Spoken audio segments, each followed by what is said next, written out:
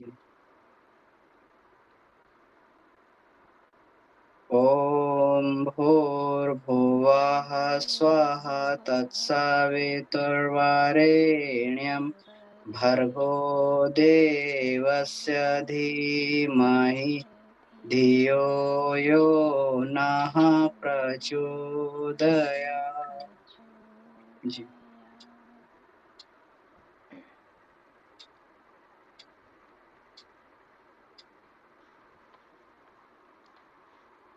सभी को प्रणाम। परम पूज्य गुरुदेव को प्रणाम, वंदनीय माता जी को प्रणाम, माँ गायत्री को प्रणाम, उपस्थित सभी भाई बहनों को प्रणाम।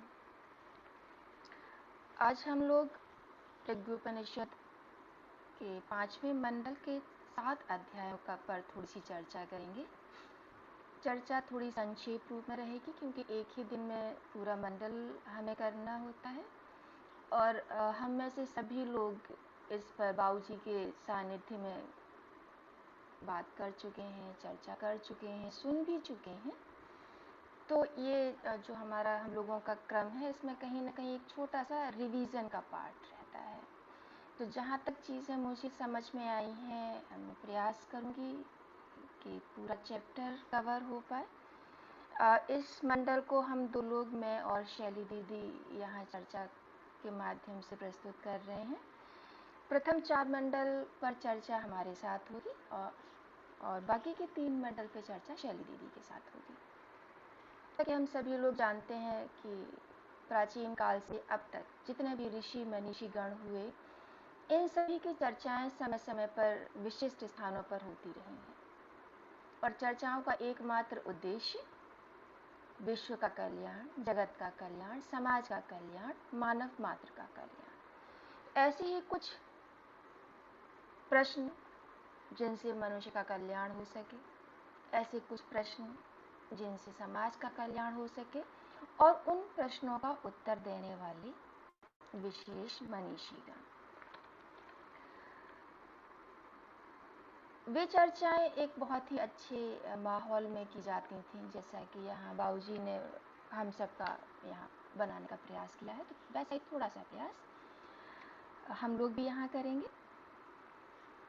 5वें मंडल का प्रथम अध्याय है कर्म व्यवस्था प्रकरण, यानी कि हमारे समाज में, हमारे जीवन में कर्म की व्यवस्था कैसी की गई है। इस पर चर्चा करने के लिए सुमेर पर्वत पर ऋषिगणों का एक सत्संग का आयोजन किया गया।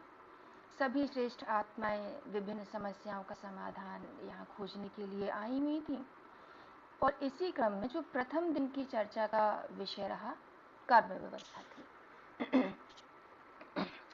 कर्म व्यवस्था में वैशंपायन जी ने महर्षि नारद जी का एक रहस्य सुनने की प्रक्रिया की या सुनने का प्रयास किया। यहाँ पर पुनः मार्कंडेय जी ने भी उसी से संबंधित एक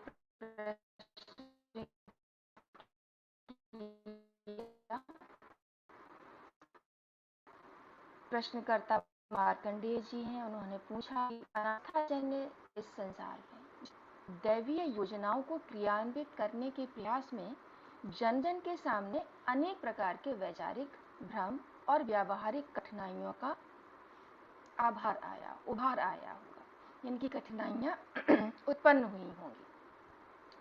तो उनके समाधान पर एक प्रकाश डाली, किस तरीके से उन समस्याओं से जूझा जाए या उन समस्याओं का निवारण किया जाए जिन्होंने दैवीय व्यवस्था बनाने में रोड़े का कार्य किया है। मार्कंडेय जी यहाँ पर समाधानकर्ता के रूप में है। तो मार्कंडेय जी ने वैशंपायन जी की जिज्ञासा का समाधान करते हुए कहा कि मैं तुम्हें एक बहुत ही महत्वपूर्ण सत्र का वृतांत सुनाता हूँ। यह सत्र महर्षि याज्ञवल्क्य जी के नेतृत्व में त्रिपुरारण्यक में संपन्न हुआ था। मंगलाचरण की जो औपचारिकताएं होती हैं, यानी कि कक्षामान किया जाता है, उनके पश्चात प्रश्नोत्तरी का क्रम आरंभ हुआ।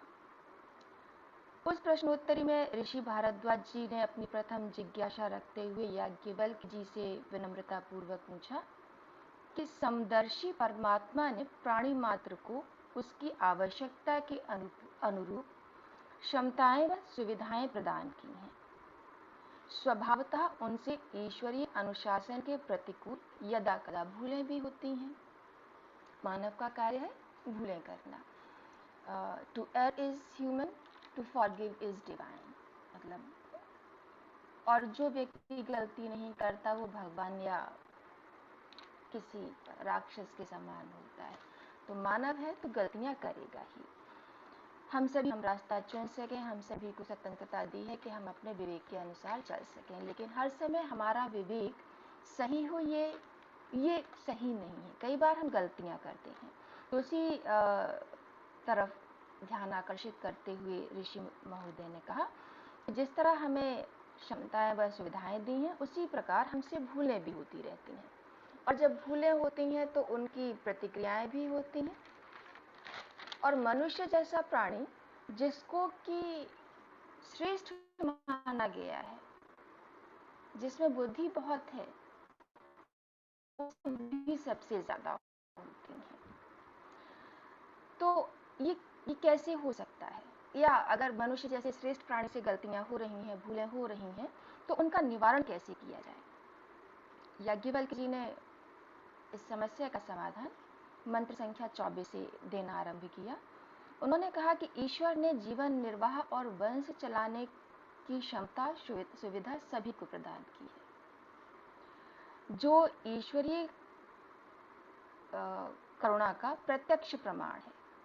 ईश्वर जो कि संचालक है, ने अपने सहयोगी मनुष्य को कुछ अतिरिक्त क्षमताएं और सुविधाएं दी हैं, इस आशा के साथ कि वह सृष्टि को सुंदर समुन्नत बनाने में सहयोग करेगा।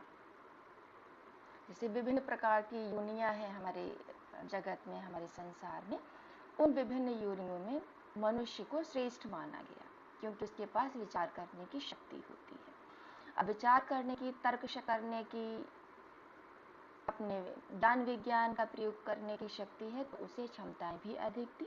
आशा ये की गई थी कि हम सभी लोग इस विश्व को सुंदर और सभी के लिए रहने योग्य बनाएंगे। और उन्होंने आगे कहा कि जीवन में विभिन्न पद व स्तर हैं। जैसे जन्म के पश्चात मनुष्य महामानव, सिद्ध मानव, मनीषी, मार्गदर्शक, सुधारक किसी भी स्तर पे पहुंच सकता है। ये ऊंचे उठने के स्तर हैं, तो इसी प्रकार नीचे गिरने के भी स्तर हैं। जिससे पहले के अध्यायों में हम लोगों ने विभिन्न प्रकार के प्राणियों की चर्चा की थी। नर पशु है, नर पिशाच है, महामानव है। तो जब नर पशु, नर पिशाच की बात करते हैं तो नीचे गिरने का स्तर है, महामानव की बात करते हैं तो ऊंचा उठने का स्तर है। परंतु जब इस तरीके के जो हमें स्तर प्रदान किए गए हैं, ऐसे पद व स्तर केवल सुपात्रों को मिले, इसके लिए ईश्वर ने परीक्षा की भी व्यवस्था की है। ऐसा नहीं है कि मनुष्य एक बहुत ही ज्ञानी प्राणी है, उसके अंदर विचार शक्ति है, तो उसे महामानव या मनीषी या ऋषि या कोई भी विशेष स्तर प्रदान कर दिया जाए। उस विशेष स्तर, उस विशेष पद को प्राप्त करने के लिए व्यक्ति को परीक्षाएं भी देनी पड़ती हैं। इसे हम अपने जन जीवन से या सामान्य जीवन से समझ सकते हैं। जब किसी व्यक्ति को कोई विशेष पद प्राप्त करना होता है, कोई विशेष अधिकार प्राप्त करना होता है, तो उसे उस अधिकार, उस पद के अनुरूप अपने आप को तैयार करना पड़ता है, और तैयार होने के मार्ग में विभिन्न प्रकार की परीक्षाओं का सामना भी करना पड़ता है। तो मनुष्य को जिस तरह से स्वतंत्र चिंतन और कर्तव्य अपनाने का अधिकार दिया गया है, इसी आधार पर पात्रता की भी जांच होती है। जिसे हम लोग बहुत सारे एग्जाम्स क्वालिफाई करते हैं। हम सभी लोगों में से बहुत सारे लोग नौकरियां कर रहे हैं, तो उन नौकरियों तक पहुंचने के लिए हर व्यक्ति ने विभिन्न प्रकार की शिक्षा प्राप्त की, और उस शिक्षा में अपनी एक डिग्री लेने के लिए हमको परीक्षाएं भी देनी पड़ी हैं।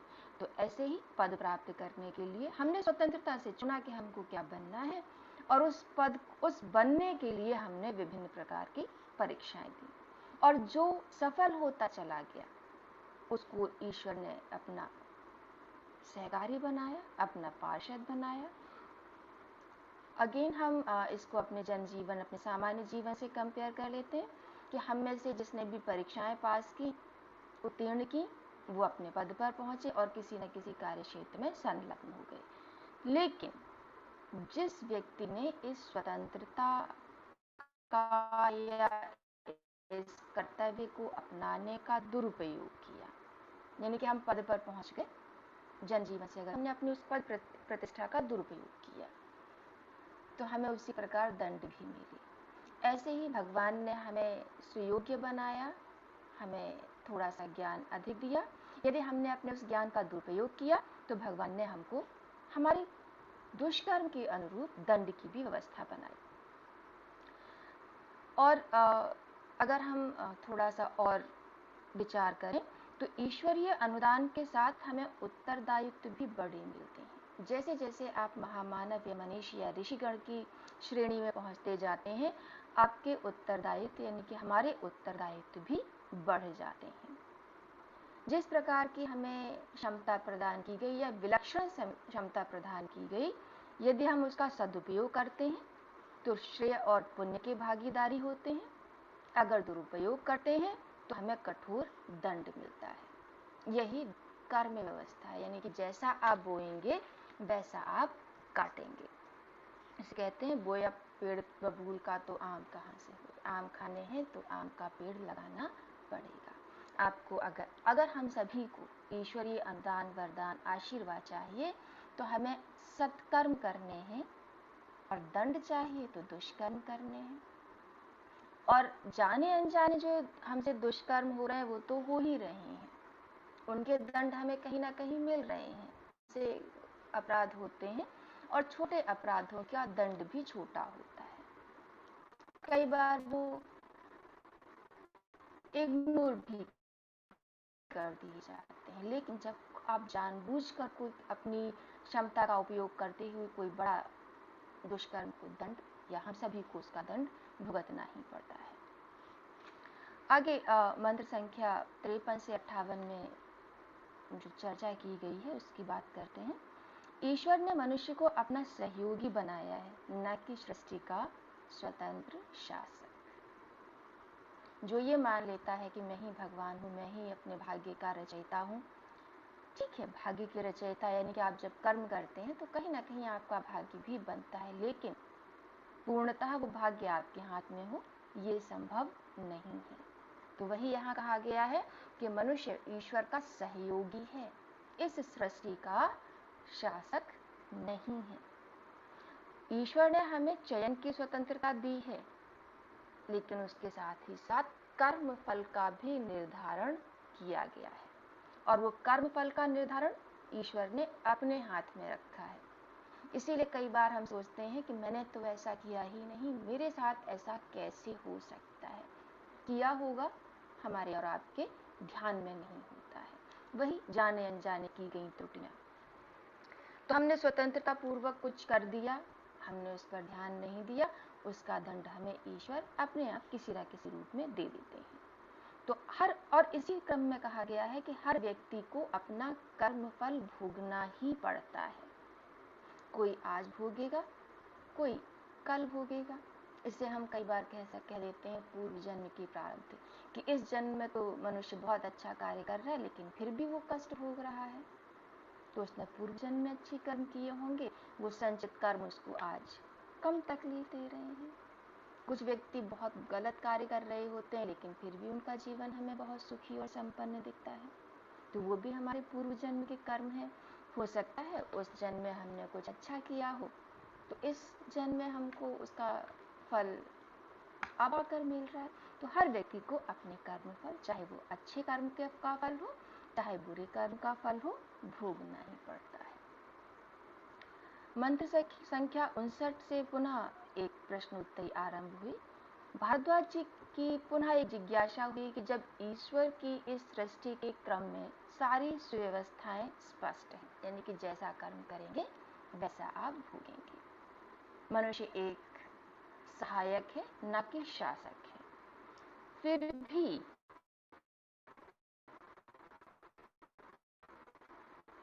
क्षमता से सुसंपन्न प्राणी उस क्रम समझने में भ्रमित होता है, वही जो जाने अनजाने। हम जानते हैं कि गड्ढा है और फिर भी हम उसमें कूद रहे हैं, तो जानते हुए भी हमसे गलतियां होती हैं। इस शंका का समाधान करते हुए याज्ञवल्क्य जी ने कहा कि यह संसार दो विरोधी तत्वों से मिलकर चलता है, प्रकाश और अंधकार, क्योंकि एक की अनुपस्थिति में दूसरे का हमें भान भी नहीं होगा। तो ऐसे ही संसार में गुण और अवगुण दोनों ही चीजें चलती हैं। इस संसार में देव भी है और दानव भी, और ये अपना क्योंकि स्वतंत्रता का चयन है, तो हमें देखना पड़ेगा कि हम किस मार्ग पर चल रहे हैं। अगर हम दूरदर्शी हैं, मतलब याज्ञवल्क्य जी ने कहा कि मनुष्य को दूरदर्शिता के आधार पर उचित का चयन और अनुचित का निष्कासन करना चाहिए। सही और गलत में अंतर अपने विवेक के आधार पर करना चाहिए, तर्क संगति वार्तालाप के आधार पर करना चाहिए, और इसी आधार पर यानी कि उचित का चयन अनुचित का निष्कासन, इसी आधार पर मनुष्य अपने भाग्य और उद्देश्य का निर्धारण करने की क्षमता रखता है। उत्थान की शक्तियों को देव व पतन की शक्तियों को दानव कहा गया है। जैसे जैसे आप ऊपर उठेंगे वैसे वैसे आपके गुण दैवीय होते जाएंगे, जैसे जैसे हम नीचे गिरेंगे वैसे वैसे हमारे अवगुण होंगे जो कि हमें राक्षसी प्रवृत्ति की ओर धकेल देते हैं। हर मनुष्य के अंदर दोनों ही प्रकार के तत्व होते हैं, दैवीय भी होते हैं और दानवीय भी होते हैं। कोई भी व्यक्ति पूरी तरह से अच्छा या बुरा नहीं होता। अब ये पुनः हमारी क्षमताओं के विकास पर निर्भर करेगा कि हमने किस प्रकार की क्षमता का विकास किया, दैवीय क्षमता का या फिर राक्षसी क्षमता का। जिस क्षेत्र को या कहीं जिस पक्ष को हम अपना लेंगे उसी के अनुसार हमें सहयोग भी मिलता चला जाएगा। अगर आप अच्छी संगति की तरफ मुड़ना चाहेंगे तो आपको अच्छे लोग मिलेंगे, अगर आप खराब संगति की तरफ मुड़ना चाहेंगे तो आपको खराब लोग मिलेंगे। तो पुनः याज्ञवल्क्य जी कहते हैं कि चयन हमारा अपना होता है, जिसको जैसे जीना है वो वैसे ही चुनाव करता है और उसी के आधार पर उसका उत्थान और पतन होता है। ईश्वर ने स्वतंत्रता के साथ, जैसा कि पहले ही बताया, कि विवेक और कौशल को भी परखने की व्यवस्था बनाई है। भगवान ने हमें दोनों चीजें दी हैं, ये हम पर निर्भर करेगा कि हम किस गुण को अपनाना चाहते हैं, और जैसा गुण अपनाएंगे वैसे ही हमको फल मिलेंगे, या कहिए जैसे कर्म करेंगे हम वैसे ही हमको फल मिलेंगे। अगर हम खराब कर्म कर रहे हैं और उसके पश्चात कहें कि भगवान ने हमारे साथ खराब किया, तो निष्कर्ष रूप में कह सकते हैं कि भगवान किसी के साथ खराब नहीं करते हैं। वो पल पल हमें संभालने का प्रयास करते हैं। दंड के रूप में वो हमें बताते हैं कि हमने गलतियां की हैं, अभी भी समय है, सुधर जाइए। जैसे हम लोग एक नारा लगाते हैं, हम बदलेंगे युग बदलेगा। तो ऐसा नहीं कि कोई भी व्यक्ति जन्मजात बहुत अच्छा बनकर आता है या जन्मजात बहुत खराब बनकर आता है। हमारे इतिहास में बहुत सारे ऐसे उदाहरण मिल जाएंगे कि मनुष्यों की प्रवृत्ति राक्षसी थी, लेकिन उनके अंदर ऋषियों जैसे गुण उत्पन्न हुए और उन्होंने महाकाव्यों की रचना कर दी। तो कभी भी अपने आप में आप सुधार ला सकते हैं। अपने कर्म का चयन कर लीजिए, फल का चयन स्वयं भगवान कर देंगे, और वो फल आपको जैसा भी मिलता है उसे स्वीकार, क्योंकि आपने जैसा पहले ही कहा कि अगर हमने बबूल का पेड़ बोया है तो कांटे किसी और को नहीं चुभेंगे, कल चुभेंगे। ये हमारे प्रथम अध्याय की कर्म व्यवस्था थी। द्वितीय अध्याय में चूंकि ये क्रम चल रहा था, दूसरे दिन की चर्चा करेंगे। दूसरे दिन की चर्चा का विषय था आत्म परिष्कार लोक साधना प्रकरण, यानी कि अपने आप में सुधार कैसे किया जाए, किस प्रकार से साधना की जाए। पुनः स्वागत सम्मान मंत्रोच्चार के पश्चात ज्ञान का सत्र आरंभ हुआ। दूसरे दिन की चर्चा में जो प्रश्नकर्ता थे वे महान ज्ञानी, महान मनीषी कश्यप जी थे। उन्होंने याज्ञवल्क्य जी से पूछा कि शुभ और अशुभ कर्म क्यों बनते हैं। हानियों को समझने और समझाने पर भी मनुष्य क्यों दुष्कर्मों में प्रवृत्त होता है। हम जानते हैं कि कई बार हम जानते हैं कि किसी भी कर्म का फल क्या होगा। जैसे झूठ बोले तो झूठ कभी ना कभी तो पकड़ा जाएगा, और ऐसा झूठ जिससे कोई लाभ नहीं हो रहा है, हानि हो रही है, फिर भी हम बोल रहे हैं। तो और क्यों बोल रहे हैं जबकि हमें पता है हानि होगी, खुलेगा, हो सकता है तब हमें शर्म महसूस हो, लोगों की नजरें हमें कुछ ऐसे देखें कि हम शायद बर्दाश्त न कर, अशुभ कार्य करते हैं, या कह लीजिए फिर भी हम गलत कार्य करते हैं। सत्कर्म यानी कि अच्छे कार्यों के लाभ जानते हुए भी हम उनकी तरफ नहीं बढ़ते। और मनुष्य जो कि ईश्वर का सहयोगी है, उसके अनुरूप क्यों नहीं कार्य करता, या उसके अनुरूप बनने का प्रयास क्यों नहीं करता। ईश्वर नहीं बनेगा, लेकिन ईश्वरीय गुण अपनाकर एक विशेष स्थान तो प्राप्त कर ही सकता है। और जैसा कि ईश्वर किसी का भी बुरा नहीं करते, तो मनुष्य ऐसा क्यों नहीं। याज्ञवल्क्य जी ने इस प्रश्न का उत्तर देते हुए कहा कि मनुष्य दिव्य क्षमता से संपन्न है, यानी कि उसके अंदर तर्क शक्ति है, समझने की शक्ति है, सही और गलत में अंतर करने के लिए विवेक है। किंतु उसके साथ साथ ये भी एक सत्य है कि क्षमताएं अंतः क्षेत्र में बीज रूप में अवस्थित रहती हैं, और मतलब विशेष क्षमताएं, या कह सकते हैं अच्छी क्षमताएं। और ये क्षमताएं तभी विकसित होती हैं या तभी जागृत होती हैं जब आप इनका उपयोग ईश्वरीय उद्देश्यों की पूर्ति के लिए लगाते हैं। यानी कि अच्छे कार्यों के लिए जब आप अपनी क्षमताओं का प्रयोग करना चाहेंगे, तो आपकी क्षमताएं स्वतः ही मुखरित होने लगेंगी और विकसित होने लगेंगी। अंतःकरण ही जीवात्मा का आश्रय स्थल है। इस क्षेत्र में जन्म जन्मांतरों के कुसंस्कार और सुसंस्कार जैसी विभिन्न आकांक्षाएं उत्पन्न होती रहती हैं। जैसे अभी जो पिछले अध्याय में हुआ कि हमारे पूर्व जन्म के प्रारब्ध, तो ये अच्छी क्षमताएं या जो खराब आदतें हैं, यह हमारे अंदर होती हैं, हम अपनी जन्म के साथ लेकर आते हैं। किंतु इनका विकास हम जिस तरफ अपने आप को मोड़ देते हैं उसी तरफ होने लगता है। तो अच्छी चीजें होते हुए भी, यानी कि हमारे अंदर सद्गुण होते हुए भी अगर हम उनको विकसित नहीं कर पा रहे, इसका मतलब हम ईश्वरीय सेवा में अपना समय नहीं लगा रहे हैं, ईश्वर के द्वारा बताए गए मार्ग पर चलने का प्रयास नहीं कर रहे हैं। तो पुनः वही बात दोहराई गई है, जिस स्तर की आकांक्षाएं होती हैं उसकी पूर्ति के लिए मन संस्थान को स्वामी भक्त सेवक की तरह ताना बाना बुनना पड़ता है। जो आप करना चाहते हैं या जो हम और आप करना चाहते हैं, यदि ऐसी इच्छा अपने अंदर जागृत कर लेंगे तो उसी इच्छा के अनुरूप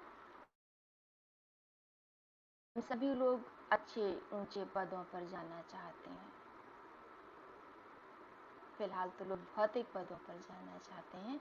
उन भौतिक पदों पर जाने के लिए भी मनुष्य दिन और रात मेहनत करता है, तो उसका मन बेचारा न चाहते हुए भी उसके साथ ही लग जाता है। बहुत सारे लोग आध्यात्मिक क्षेत्र में अपनी उन्नति कर रहे हैं, उसके अनुरूप उनका मन कार्य करने लगता है। तो जैसी आप इच्छाएं प्रकट करेंगे, उस शरीर को मन का आदेश मानना ही पड़ता है। जैसे कई बार हम कहते हैं काम करने का मन नहीं हो रहा, मन नहीं हो रहा, शरीर आपका बैठा रहेगा। आपके मन में अगर उत्साह होगा तो आपका शरीर भी स्वतः मशीन की तरह चल देगा। तो शरीर सिर्फ एक साधन मात्र है और मन उसका नियंत्रण करता होता है। तो जैसे आप अपने विचार रखेंगे, जैसा आप कार्य करेंगे, सोचेंगे, आपकी विचार शक्ति में जो आ जाएगा, शरीर उसके अनुरूप कार्य करने लगेगा। इच्छा से विचारणा और विचारणा से क्रिया बनती है। आपने इच्छा की, मुझे आज ये कार्य करना है कि फिर आप तरीके खोजते हैं और आपने तरीका खोजा तो आपने कार्य करना भी आरंभ कर दिया। तो तीनों का एक तरीके से समावेश है। तो कह सकते हैं उत्थान और पतन आधारभूत में हमारे अंतःकरण में ही रहता है। उठाना चाहेंगे तो इच्छाएं आपकी दूसरी तरह की होंगी, गिराना चाहेंगे तो आप निष्क्रिय होंगे, हमेशा नकारात्मक विचारों से घिरे रहेंगे तो आप लोगों का अपना, और लोगों का तो खैर क्या, अपना ही नुकसान कर लेते हैं। किसी व्यक्ति को तो जैसी इच्छा वैसा हमारी आत्मा का परिष्कार, वैसे ही हमारी साधना। जो व्यक्ति संचित कुछ संस्कारों से मुक्ति नहीं पाते, मतलब वही, ऐसा नहीं है कि हमें सुधार नहीं हो सकता। हम जिस दिन चाहेंगे, जिस दिन हमारी इच्छा शक्ति कहेगी कि हमें सुधार करना है, उस दिन से हमारे अंदर सुधार भी आरंभ हो जाएगा। ये अगर सुधार नहीं हो रहा, यानी कुछ गलत कार्यों में हम निर्लिप्त हैं, इसका मतलब हम अपने जो पूर्व जन्म के संस्कार हैं उनसे मुक्ति नहीं पाना चाहते। तो जो व्यक्ति अपने कुसंस्कारों से मुक्ति नहीं पाते, वे नर पशुओं जैसा जीवन जीते हैं। जो व्यक्ति अपने अंदर उच्च स्तरीय भावना पैदा कर लेते हैं, वे सही अर्थों में मानव कहलाते हैं। यानी कि जानबूझकर तो कम से कम कोई भी गलती हम ना करें। आगे मंत्र संख्या 29 से 63 में जो चर्चा की गई है उस पर विचार करेंगे। और थोड़ी सी जिज्ञासा बनी कि आगे जब व्यक्ति अपनी क्षमताओं का सदुपयोग करने की आवश्यकता जान लेता है, तो इस क्षमता का साधना में कैसे प्रयोग किया जाए। हमने अपनी क्षमता जान ली, हमने अपने आप को विकसित भी कर लिया, अच्छे गुण भी पैदा कर लिए, तो अब इनका उपयोग हम साधना स्तर पर कैसे करें। याज्ञवल्क्य जी ने इसका भी समाधान करते हुए कहा कि आत्म परिष्कार में, यानी कि आत्म सुधार में जो व्यक्ति निरंतर रूप से लगे रहते हैं, वे ही सही अर्थों में बुद्धिमान होते हैं। यानी कि आप अगर अपनी आलोचना स्वयं करते हैं, अपनी गलतियों को स्वयं सुधारते हैं, तो आप सही अर्थों में एक बुद्धिमान व्यक्ति हैं। और उत्थान का भी यही एक मार्ग उन्होंने बताया, जो कि है आत्म परिष्कार, यानी कि स्वयं का विश्लेषण। जो व्यक्ति आत्म परिष्कार नहीं करता, जो व्यक्ति अपने में सुधार, अपनी गलतियां नहीं खोजता, ऐसा व्यक्ति भ्रम जंजालों में भटकता रहता है, क्योंकि उसे लगता है मैं ही सही हूं, बाकी दुनिया गलत है। उत्थान का कारण हुआ या उत्थान का उपाय हुआ आत्म परिष्कार, तो पतन का भी तो एक कारण होगा ही। जैसा बताया गया कि ये संसार दो विभिन्न तत्वों से चल रहा है। तो पतन का कारण है बहुमत वाले नर पशुओं के चिंतन और व्यवहार का अंधानुकरण। कुछ गलत हो रहा है तो हम बस उसके पीछे चलते चले जा रहे हैं, उसका अनुसरण करते चले जा रहे हैं, ताकि हमें कोई विशेष मेहनत न करनी पड़े। और जब हम बिना विचारे कोई कार्य करेंगे तो निश्चित रूप से जरूरी नहीं है कि सामने वाले ने जो किया वो वही सही हो और वो हमारे लिए भी सही हो जाए। हर व्यक्ति के लिए अलग अलग व्यवस्था है। तो बिना विचारे कार्य करना या बिना सोचे समझे किसी का अनुसरण करना कई बार हमारे पतन का कारण भी बन जाती है।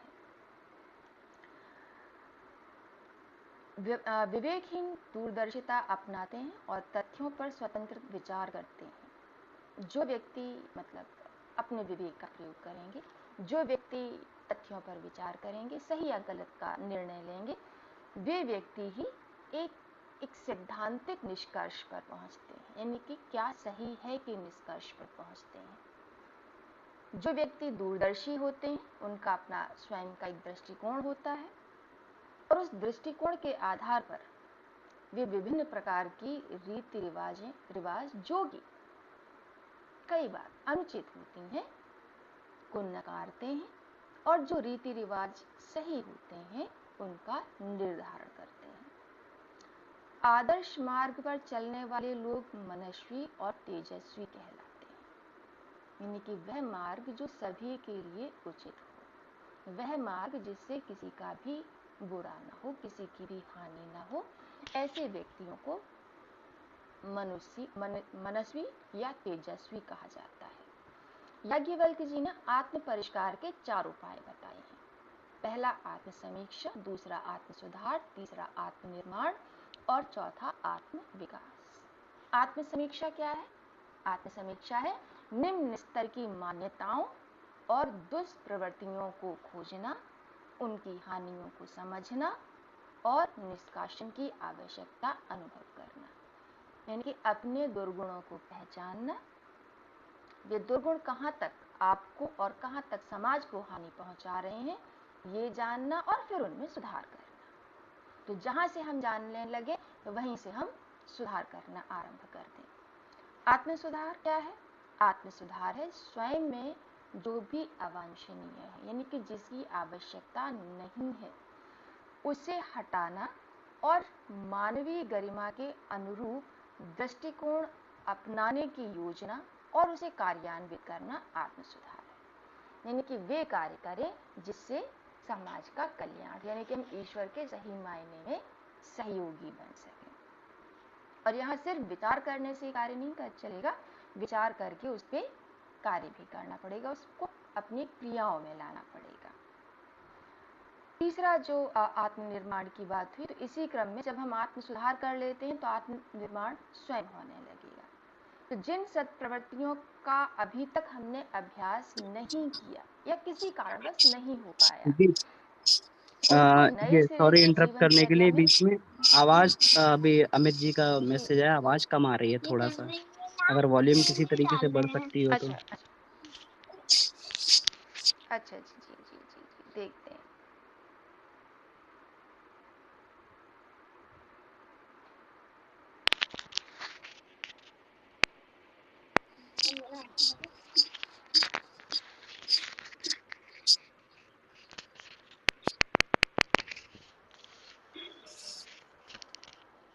नैन भाई करो प्राणायाम। करो भाई प्राणायाम करो। ओ योग क्लास अब आ रही है भैया सही? कुछ थोड़ा आ सा रही इम्प्रूव हुई है दीदी। अच्छा जी।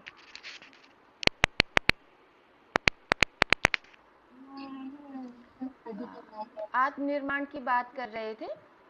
जो अच्छे गुण अब तक हम नहीं अपना पाए हैं, किसी कारणवश हम उन पर कार्य नहीं कर पाए हैं, तो उनको अपने जीवन में सम्मिलित करके नए सिरे से जीवन का आरंभ करें। ऐसे इस क्रिया को आत्मनिर्माण की प्रक्रिया कहा गया।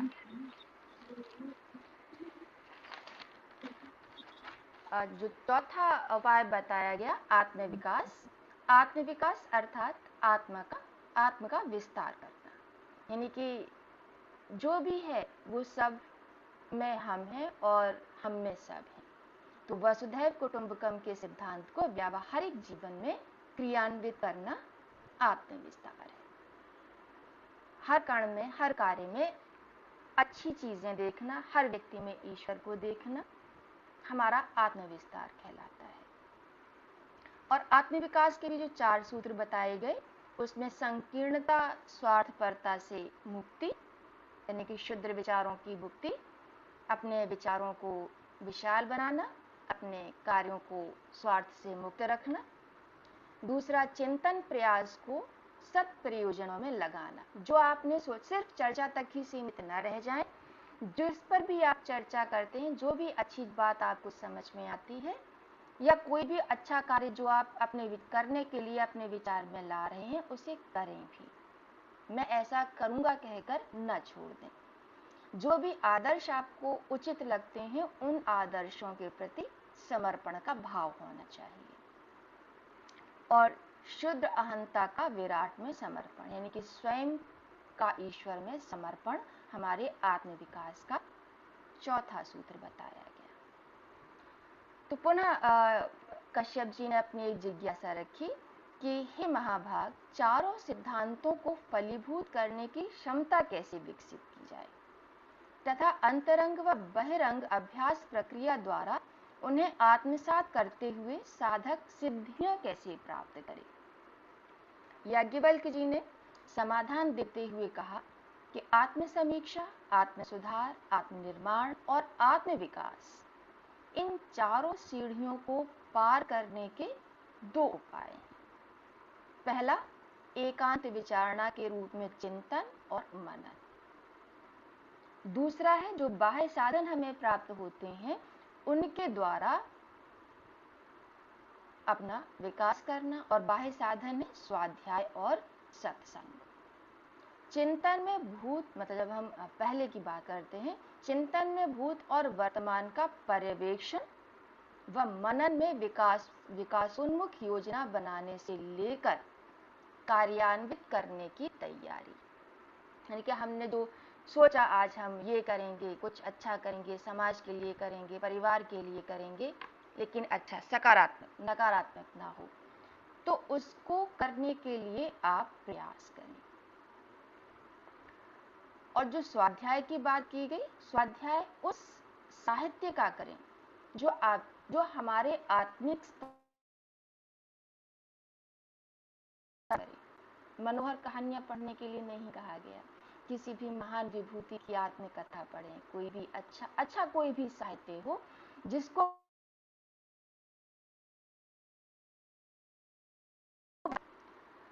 और जो सत्संग की बात की कि सत्संग परमार्थ परायण महामानवों का सानिध्य कहलाता है।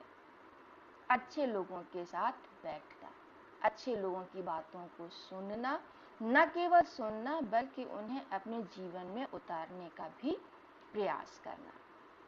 और जिन व्यक्तियों में संचय और प्रदर्शन की लालसा नहीं होती, सिर्फ वे व्यक्ति ही आत्म प्रगति कर पाते हैं। जो व्यक्ति दिखावा करने का प्रयास करेगा या दिखावा करता है, उस व्यक्ति के अंदर किसी भी प्रकार का आत्मिक प्रगति तो नहीं होती।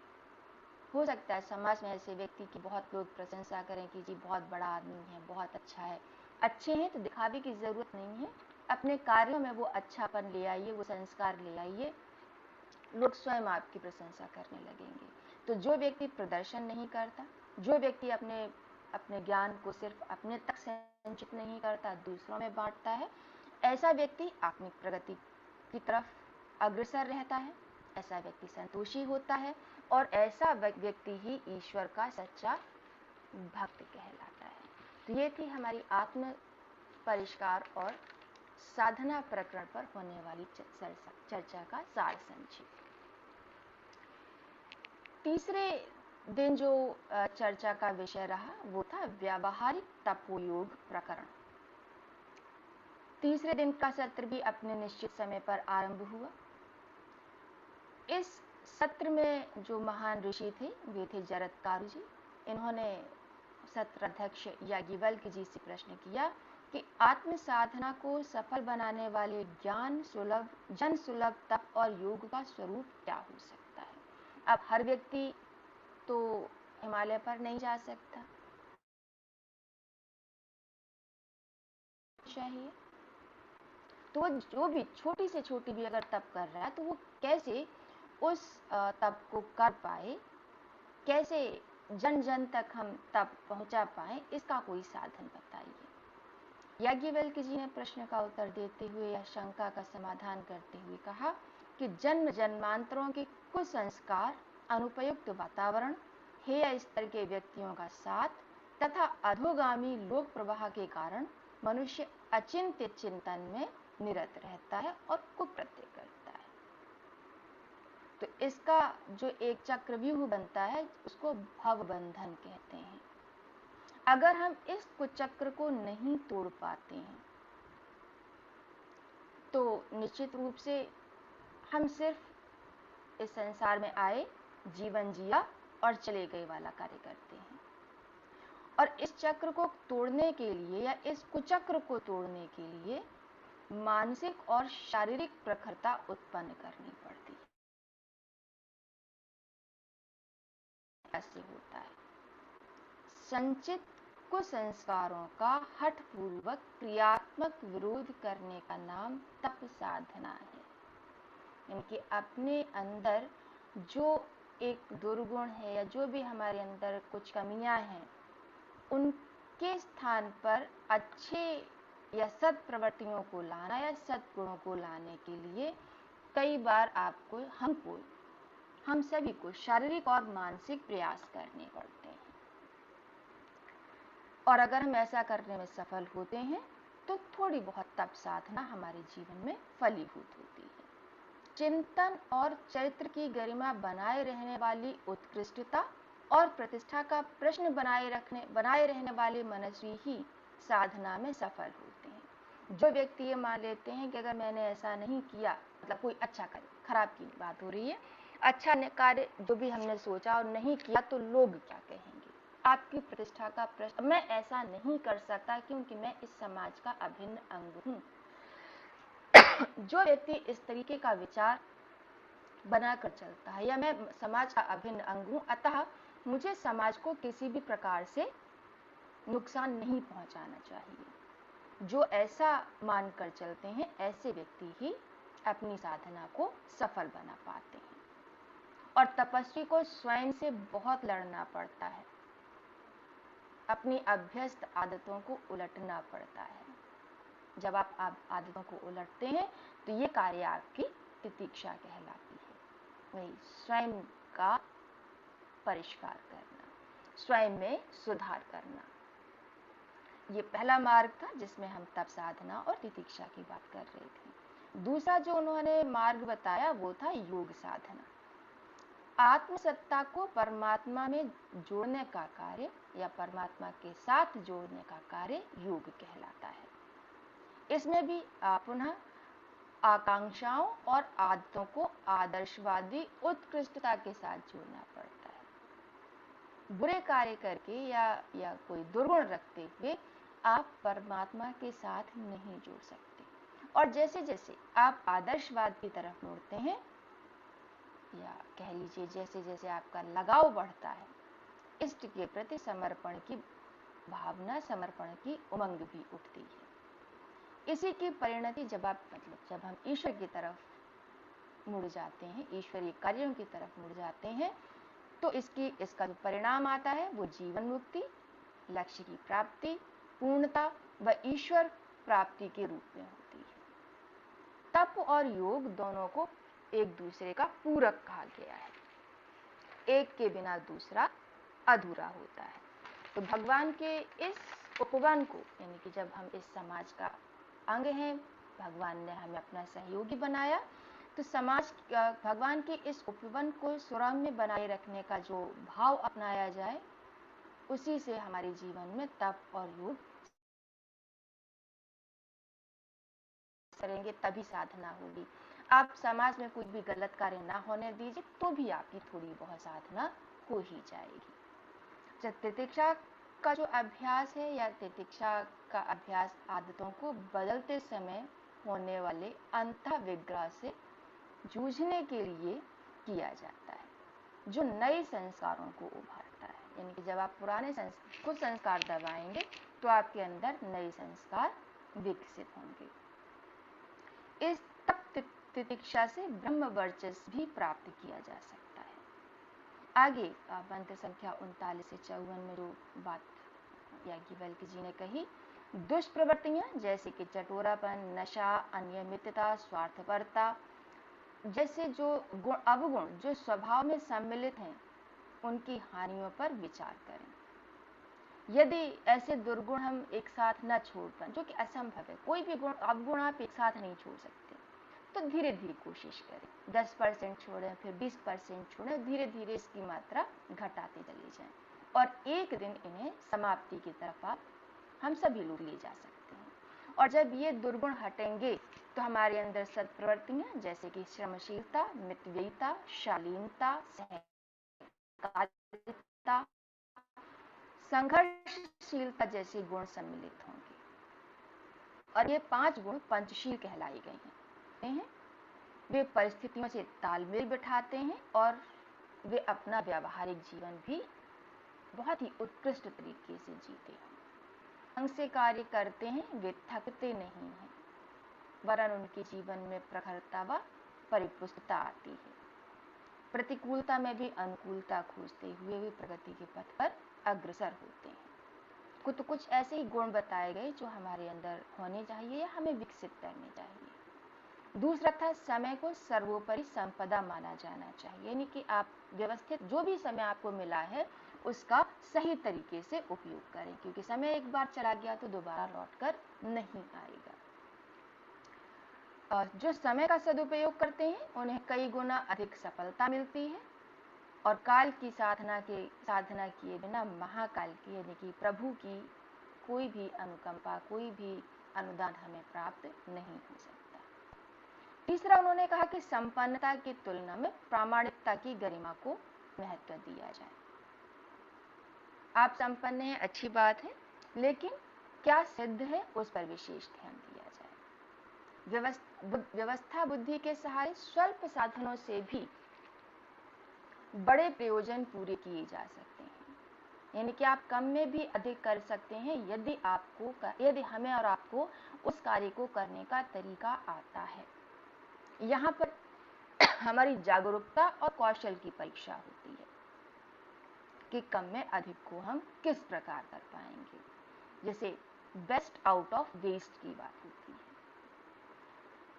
अंतिम श्लोकों में जो कि निष्कर्ष रूप में भी हम ले सकते हैं, साधनाओं को व्यक्तिगत और पारिवारिक तथा सामाजिक स्तर पर भी चलाना चाहिए। ऐसा नहीं कि आपने स्वयं साधना का मार्ग अपना लिया और उसके बाद आपने नमस्ते कर ली। तो व्यक्तिगत तो आप कर ही रहे हैं, उसे परिवार में भी चलाएं। जैसे अभी बालक योग की तैयारी कर रहे थे, सामाजिक स्तर पर भी चलाएं, तो भी एक तरीके की साधना है। लेकिन जब सामूहिक स्तर की साधना की बात करते हैं तो सहयोग की आवश्यकता होती है और सहयोग को योग का प्रथम चरण कहा गया है। जो व्यक्ति सहयोग नहीं ले सकता वो योग की तरफ, योग साधना की तरफ भी नहीं मुड़ सकता।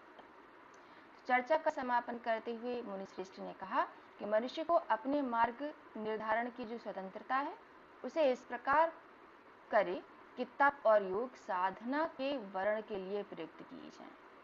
ऐसा करने से वह आत्मकल्याण तथा लोकहित के लिए ईश्वरीय अनुदानों को आकर्षित कर सकता है तथा जगत का आदर्श बन सकता है। यहाँ पर तीसरा अध्याय समाप्त होता है। चौथे दिन की चर्चा में जो विषय रहा वो था आत्मबोध प्रकरण। चौथे दिन की चर्चा में प्रश्न करने वाले ऋषि अंगिरा ऋषि जी थे। उन्होंने याज्ञवल्क्य जी से पूछा कि क्या ये सब जान लेना, यानी कि हमने साधना का क्रम जान लिया, हमने आत्म परिष्कार का क्रम जान लिया, हमने कर्म निर्धारण जान लिया, इन सब को जान लेने मात्र से ही मनुष्य दुर्लभ लाभों को भी प्राप्त कर लेगा? याज्ञवल्क्य जी ने कहा कि ब्रह्म ज्ञान में अनुसंधानरत गहरी खोज करने वाले को ही उच्च स्तरीय साधना या उच्च स्तरीय सत्य का दर्शन होता है। जान लेना पर्याप्त नहीं होता है, बल्कि लगातार जानते रहने का प्रयास होना चाहिए। ज्ञान की महत्ता को सभी लोगों ने विशेष महत्व दिया है, किंतु ज्ञान मात्र जानकारी तक ही सीमित न हो, मैंने जान लिया यही पर्याप्त नहीं होना चाहिए। उस ज्ञान को अपने व्यावहारिक जीवन में किस प्रकार से उपयोग में लाया जाए ये भी आवश्यक है। यानी कि बोध के स्तर तक विकसित किया जाए तभी वह ज्ञान कहलाता है। मंत्र संख्या 21 से 25 में जो चर्चा की गई उस पर प्रकाश डालते हैं। आदर्शवादी शिक्षण अंतराल तक न पहुंचने पर जीवन में उतर नहीं पाते। मतलब पढ़ लिया ठीक है, जीवन में हमने उतारने का प्रयास नहीं किया, तो जब प्रयास नहीं किया तो वो कुछ ही क्षणों में समाप्त भी हो जाएंगे।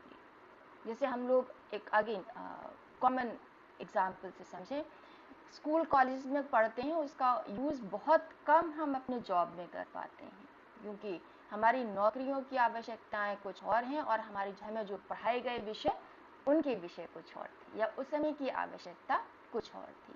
तो ऐसे यहाँ कहा गया है कि जो आदर्शवादी शिक्षण है वो लंबे समय तक नहीं चलता, जिसकी वजह से कुछ ही समय बाद वो समाप्त भी हो जाता है।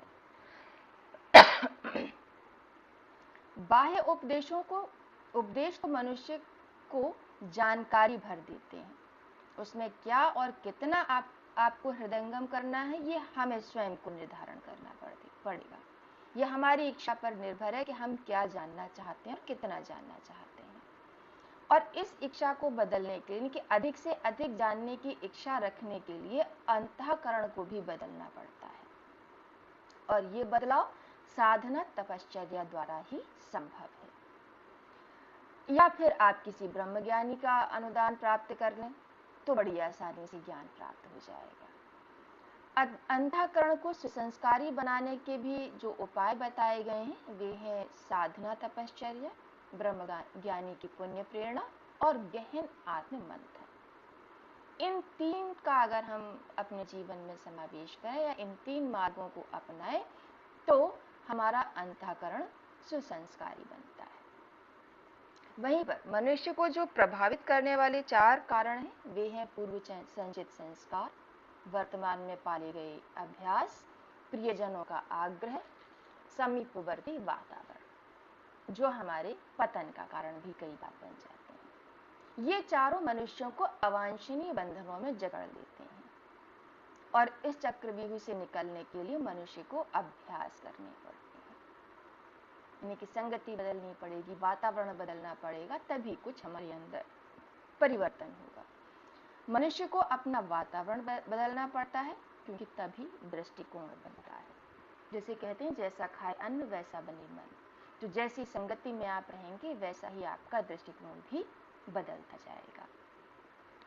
मंत्र संख्या 37 से 51 में जो चर्चा की गई कि सुर दुर्लभ जीवन सौभाग्य के स्वरूप, उद्देश्य और सदुपयोग पर निरंतर विचार करना चाहिए तथा कुसंस्कारी मान्यताओं को तोड़कर असीम से जुड़ने का प्रयास करना चाहिए। यही हमारा परम पुरुषार्थ कहा गया है।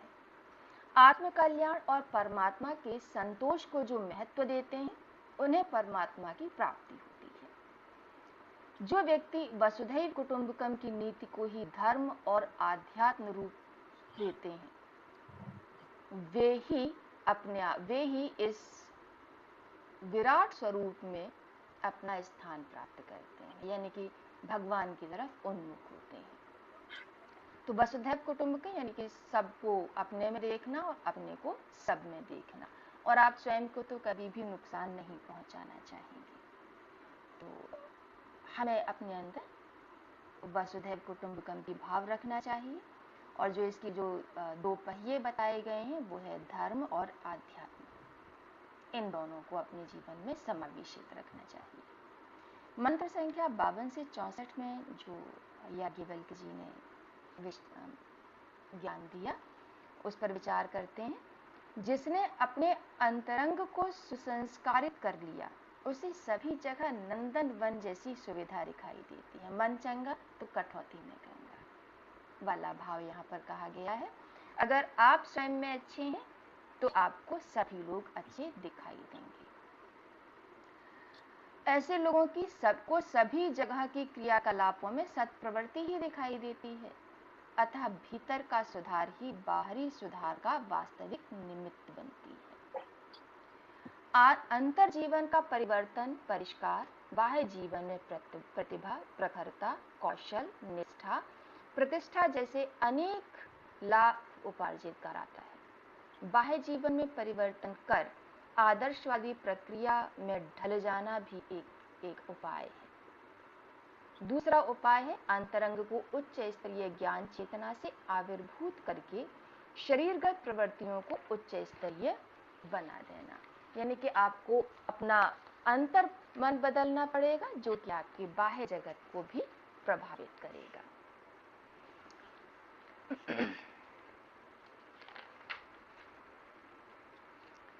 तो जो आगे याज्ञवल्क्य जी ने कहा कि श्रेय मार्ग के पथिक जन यानी कि जो ऋषिगण थे, ब्रह्म विद्या की तात्विक धारणाओं को क्रियान्वित करने के जो दो उपाय और कर्म योग वे स्वयं में पूर्ण होते हैं, और इसमें भी ज्ञान को प्रथम स्थान दिया गया है, कर्म को दूसरा, और ये दोनों आप, और इसमें तीसरा जो एक समावेश है वो है भक्ति योग। भक्ति क्या है?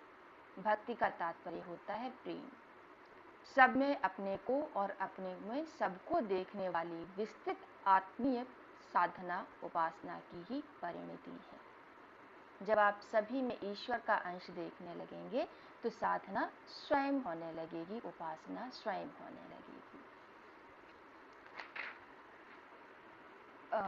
निष्कर्ष रूप में जो यहाँ पर कहा गया कि पतन तो सरल है लेकिन उत्थान मुश्किल है, क्योंकि जल नीचे की तरफ बड़ी आसानी से चला जाता है, तो ऐसे ही मन का भटकाव निम्न स्तर की तरफ बहुत आसानी से होता है, लेकिन उच्च स्तर पर जाने के लिए प्रयास करना पड़ता है। खर्च करना आसान है, कमाना मुश्किल है। आपकी जेब में पैसे हों, आपको 1 घंटा नहीं लगेगा, आप खर्च कर देंगे, लेकिन उतना पैसा कमाने में हमें महीनों लग जाते हैं।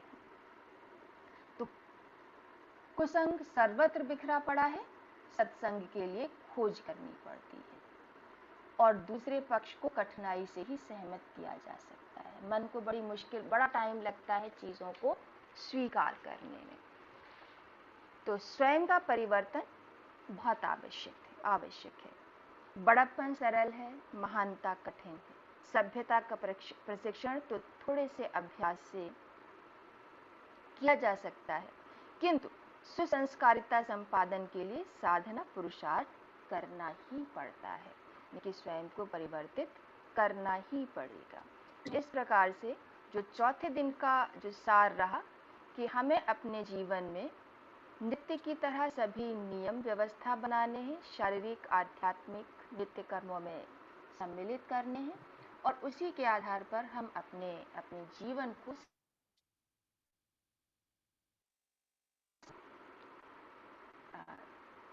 जी, बहुत-बहुत यहाँ पर धन्यवाद चौथे दीदी। अध्याय का समापन होता है। धन्यवाद भैया। जी। मैं कक्षा छोड़ना चाहूँगी क्योंकि मुझे यूनिवर्सिटी जाने की तैयारी करनी है। जी, जी दीदी, बिल्कुल। तो अभी शैली दीदी से निवेदन है, दीदी हाँ, तो इसमें कंटिन्यू करेंगे। वॉइस ठीक है? सब ठीक से सुनाई दे रहा है? हाँ दीदी, आपकी वॉइस ठीक आ रही है। ठीक। तो दीदी ने बहुत महत्वपूर्ण विषय लिए, निश्चय बहुत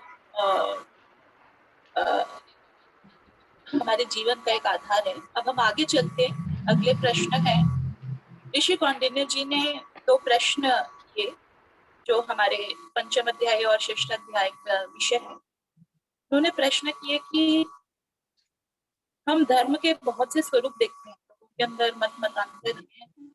तो अभी जो सारे विषय वो बहुत महत्वपूर्ण थे, लेकिन ऐसा क्यों होता है कि लोग जो है ना इस बात पर उलझ जाते हैं कि ईश्वर का स्वरूप क्या है, धर्म का स्वरूप क्या है। तो इन बातों में उलझ करके जो अपने लक्ष्य से वो भटक जाते। तो ऐसा, तो इसके बारे में हमें कुछ निश्चयात्मक बताइए, उसके बारे में हमें समझाइए कि हम एक सार्वभौम मान्यता धर्म की बना सके। और फिर अगले ही अध्याय में एक और प्रश्न ऋषि कौंडिन्य जी करते हैं, फॉलो अप प्रश्न है कि धर्म के बारे में जानते हुए भी लोग जो है उसकी आड़ में इतनी अनैतिकता क्यों करते हैं, तो जो बेसिकली हमारे लिए भी रेलेवेंट है। आज हम ये चीजें देख रहे हैं, तो ये प्रश्नों के नेचुरली ये जितने भी प्रश्न हमारे प्रज्ञोपनिषद में किए गए हैं वो हमारे लिए आज के युग में जो हम चीजें देख रहे हैं, विसंगतियां देख रहे हैं, तो उनको क्लैरिफाई करने के लिए एक प्रज्ञावान ऋषि मुनि ऋषि याज्ञवल्क्य से, और फिर जो हमारा अंतिम अध्याय सप्तम अध्याय है, तो उसमें बहुत महत्वपूर्ण प्रश्न, जैसे बार बार ये बात आई है कि जो भी हम ज्ञान चर्चा करते हैं तो क्या केवल वो बौद्धिक स्तर तक रह जानी चाहिए या वो हमारे जीवन में उतरनी चाहिए। तो ऐसा कैसे करें कि हमें बहुत ज्ञान हो जाता है ना, हमारे अंदर सारी चीजें हमें पता लग जाती है, हमें आत्मबोध भी हो जाता है। आत्मबोध कहें या हमें अनुभव भी होता है ना, परंतु उसको हम अपने जीवन में, अपने एक्शंस में ट्रांसलेट नहीं कर पाते। तो मुख्य विषय ये 3 है, और यदि हमें उस ज्ञान को अपने कर्म में परिवर्तित करना आ जाए तो हमारी सारी साधना, सारी तपस्या सफल हो जाए। तो उसके क्या टेक्निक्स हैं, वो टेक्निक्स उन्होंने पूछे कि शायद हमको वो टेक्निक्स नहीं पता है। मुनि गालव ये प्रश्न करते हैं कि ऐसी कौन सी टेक्निक्स हैं, अभ्यास हैं जो कि हम शायद जान लें तो हम उनको कर पाए। तो ये 3 मुख्य विषय हैं। तो अब हम संक्षेप में इनका हम की पॉइंट्स पकड़ते हैं, क्योंकि हमें इन्हें डाइजेस्ट करना है। मुख्य बात यह है कि हम जो भी हम पढ़ रहे हैं, जो भी हम सुन रहे हैं, उसको हम डाइजेस्ट कर लें और उसे अपने लाइफ में इम्प्लीमेंट कर लें। तो सबसे पहला जो हमारा 5वां अध्याय, धर्म धारणा प्रकरण। तो धर्म धारणा, तो इसी से हम समझे कि सबसे पहला उन्होंने पूछा था कि सार्वभौम मान्यता क्या है जो हम अपना सकें, हमारे मन में कंफ्यूजन्स ना रहे कि कोई व्यक्ति कहता है कि धर्म ये है कि आप अगरबत्ती जलाएं, धूप जलाएं, दिया जलाएं। दूसरा व्यक्ति कहता है कि धर्म ये है कि हम बस बैठ जाएं ध्यान में। तो दूसरा व्यक्ति क्या कहता है, तो ऐसे स्वरूप में जो अंतर आ गए हैं, तो हमें एक सार्वभौम मान्यता पर। तो मैं आपसे ये शेयर करना चाहती हूँ कि कैसे हम धर्म को कैसे समझे, बेसिकली हम धर्म का अर्थ कैसे समझे। हम अग्नि का एग्जाम्पल लें, सूर्य का एग्जाम्पल लें। अब अग्नि जहां पर भी जलेगी वहां पर वो प्रकाश देगी, ऊर्जा आएगी, ऊष्मा आएगी। अग्नि को इन गुणों से हम अलग नहीं कर सकते। इसी प्रकार से सूर्य जो है सब पूरे जगत को प्रकाशमान करता है। अपने उसने कुछ गुण जो वो धारण कर रखे हैं, जिससे उसे अलग नहीं कर सकते। जिसे हम धारण करते हैं वो धर्म है।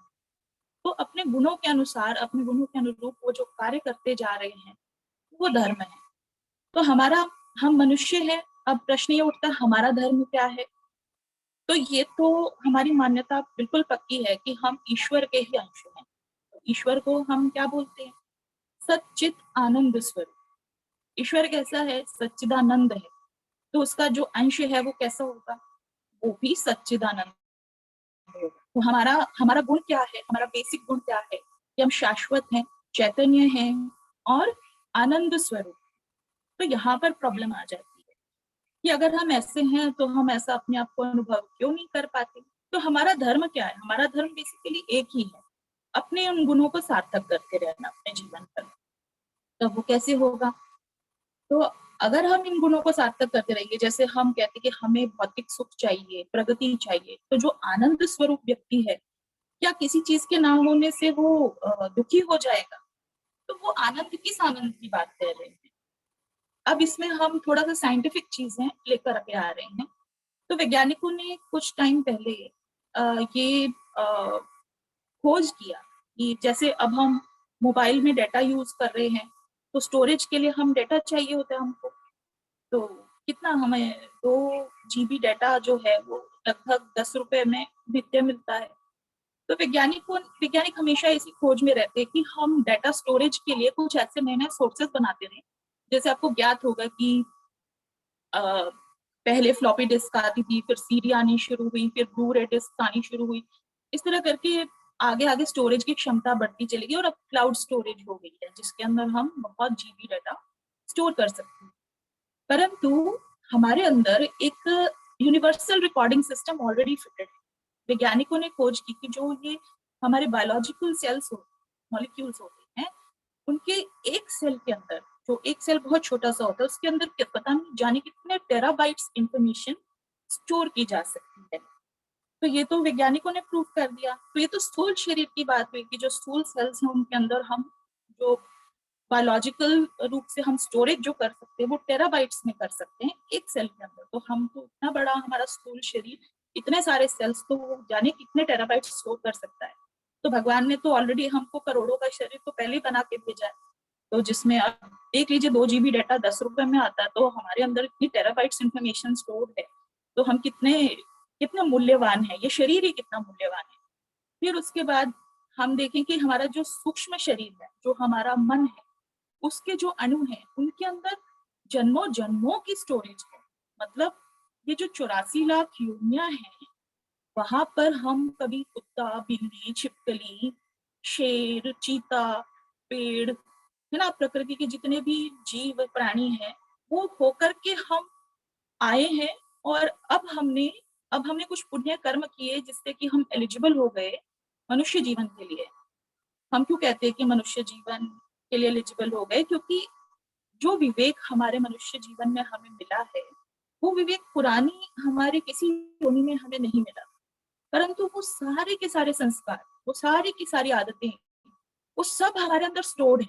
हमारे अंदर इतनी स्टोरेज कैपेसिटी है कि जैसे पूरे यूनिवर्स का कोड भी हमारे अंदर स्टोर्ड है। पूरे यूनिवर्स का ज्ञान, सारे सीक्रेट्स, सारे रहस्य यदि हम ट्यून इन करें तो हमें अपने अंदर से ही हम वो उपलब्ध कर सकते हैं। आपने ये चीज हम सब जानते हैं कि ऋषियों ने अपने ध्यान में जो है वेदों के वाक्य सुनी, श्रुतियां सुनी और फिर उनको स्मृति के रूप में लाए। तो ये सारा ज्ञान कहाँ से आया? जो हमारे अंदर कोड है, उस कोड से वो ट्यून इन हो गए और उसमें उन्होंने वो सारा ज्ञान पाया। तो वो सारा कोड हमारे अंदर है, हमारे अंदर सब कुछ है। जो भी हम संस्कार को चुनते हैं, चाहे हम, अब अगर हम आलसी हैं तो स्लॉथ बियर का संस्कार, है ना, अगर हम फुर्तीले हैं तो चीते का संस्कार। तो ये सारे संस्कार हमारे अंदर ऑलरेडी स्टोर्ड है। हम बाहर से कुछ नहीं हमको चाहिए, हम अंदर से चुन सकते हैं। और ये चुनाव हम नित्य प्रति हर पल कर रहे हैं। तो हमें चुनाव कैसा करना है जिससे कि हम सच्चिदानंद स्वरूप में स्थिर रह सकें? परंतु हम चुनाव कैसे कर रहे हैं? कभी हम किसी पशु योनि का संस्कार चुन लेते हैं, कभी हम लोभ का संस्कार, अब लोभी में तो सियार आता है, तो हम कभी लोभ का संस्कार चुनते हैं, कभी कामना वासना का संस्कार चुनते हैं, कभी तृष्णा का कि हमारी कभी इच्छाएं पूरी नहीं होती, हमें और चाहिए। कभी हम संचय के संस्कार चुनते हैं। आप देखिए चींटी जो है वो संचय करती रहती है। तो इसी प्रकार से किसी जन्म में हम रक्षक बने होंगे तो किसी जन्म में भक्षक बने होंगे। कभी हमने किसी पशु को खाया होगा तो किसी पशु ने हमें किसी रूप में खाया होगा। तो मक्खी है तो मक्खी को छिपकली ने खाया, मेंढक को स्नेक ने खाया, है ना। तो इस प्रकार से ये जो सारे के सारे हमारे अंदर हिंसा के संस्कार या जो भी ये सब है, और इसी प्रकार से हमारे अंदर जो अच्छे संस्कार हैं, जो पुण्य कर्म करके हमें आज मानव जीवन मिला है, तो हम एलिजिबल हो गए कि हम विवेक से अब उन संस्कारों को चुन पाए। आप यकीन मानिए कि अपने जीवन में, अब हम धारणा की बात कर रहे हैं, धर्म को धारण कैसे करें? तो हमारा धर्म क्या है? हमारे गुणों के अनुरूप ही हमें धारण करना है ना। तो जो गुण हम अपने सच्चिदानंद स्वरूप जो गुण है, जब उन्हें धारण कर लेते हैं तो वो ही हमारा धर्म है। तो हम ये चॉइस हर समय कर रहे हैं, अभी हम अनकॉन्शियसली कर रहे हैं। आज जो हम हैं, जो हमने अपने जीवन में अचीव किया या जो हम आगे अपने जीवन में अचीव करने वाले हैं, वो क्यों कैसे करेंगे, किस आधार पर करेंगे? क्योंकि हमारे अंदर जो ज्ञान है, हमारे अंदर जो संस्कार है, उसको हम हर पल चूज कर रहे हैं। हम ये चूज कर रहे हैं कि इस समय पर हमें कैसा होना है। वो हम अपनी चॉइस से, जितने भी हमारे कर्म प्रारब्ध आए, हमारे जीवन में कष्ट कठिनाइयां आई, वो भी हमने स्वयं चूज किया। हमारी चॉइस पे यही हमारी स्वतंत्रता भगवान ने हमको दी है। बाकी किसी योनि में वो स्वतंत्रता नहीं है। अब वृक्ष से हमने धैर्य सीखा तो उसमें तो मेडिटेट कर करके हम जो है मुक्ति पा गए होते, परंतु वृक्ष की योनि में वो विवेक नहीं जो मनुष्य की योनि में है। परंतु हम उस योनि से धैर्य सीख कर आए हैं ना, हमारे अंदर वो सब सद्गुण हम सीख कर आए हैं। जैसे महर्षि दत्तात्रेय जी ने, भगवान दत्तात्रेय जी ने 24 गुरु बनाए थे। तो हम भी किसी को भी अपने अंदर जो सारे संस्कार हैं वो भी हमारे गुरु, जो चॉइस हम करते हैं उस समय पे वो हमारा, वो संस्कार, वो आदत, वो मान्यता हमारी गुरु बन जाती है। तो हमें चॉइस कैसे करनी है, तो ये हमको सिखाते हैं हमारे गुरु कि हम क्या चूज करें, कि हमारे विचार और कार्य वो सच्चिदानंद स्वरूप से उसको हम डिफेंड कर पाए, उसको हम जस्टिफाई कर पाए कि हम अगर मनुष्य जीवन में आए हैं तो हमें मानवोचित संस्कार ही चूज करने हैं, हमें पशु संस्कार चूज नहीं करने हैं। ये विवेक हमारे अंदर है। अब हम क्या चूज करते हैं, किसी को हम मॉरली जज नहीं कर रहे। अब मान लीजिए किसी के अंदर शेर की योनि का संस्कार रह गया, मांस खाने का, तो हो सकता है उसको अभी मनुष्य जीवन में वही संस्कार अच्छा लग रहा हो, उसी को फॉलो कर रहे हैं। तो इसी प्रकार से किसी को किसी और प्रकार का संस्कार अच्छा लग रहा है, तो अपने अपने संस्कारों के अनुरूप अपने जीवन को बनाते जा रहे हैं। ये सब हम सब करते हैं, हम ही चूज करते हैं। एक छोटा सा बच्चा भी चूज करता है कि उसको रोना है, हंसना है, उसका अपना अंदर का संस्कार है, या वातावरण के कुछ फैक्टर्स रहेंगे, लेकिन उसमें कैसे रिस्पॉन्ड करना है तो हम अपने संस्कारों के अनुसार चूज करते हैं। तो ये चॉइस जो है, इसी को मानव जीवन के लिए जो है ना, वो वरदान माना गया है, इसी की वजह से कि मानव जीवन वरदान है। हम ये चॉइस करके अपने आप को